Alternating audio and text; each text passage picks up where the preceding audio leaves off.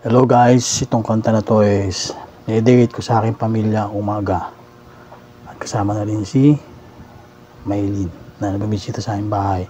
Itong kanta na to ay dinedicate ko sa aking pamilya kahit na ngayong Pasko ay huway-walay kami, pero God knows magkakasama din tayo pagdating ng panahon. Ngayon lang sacrifice, pero at least worth it. Pero sana magustuhan nyo itong kanta to na ginawa ko sa aking pamilya umaga. Para sa inyo to, itong compose ng aking kanta.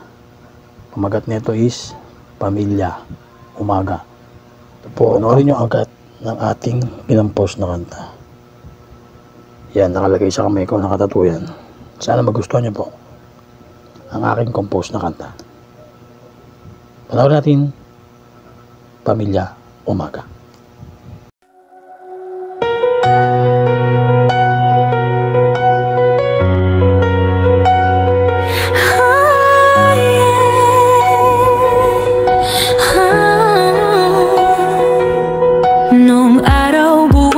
Tayo sama-sama sa hapag, tawanan at kwentuhan, kahit simpleng ulam sapat.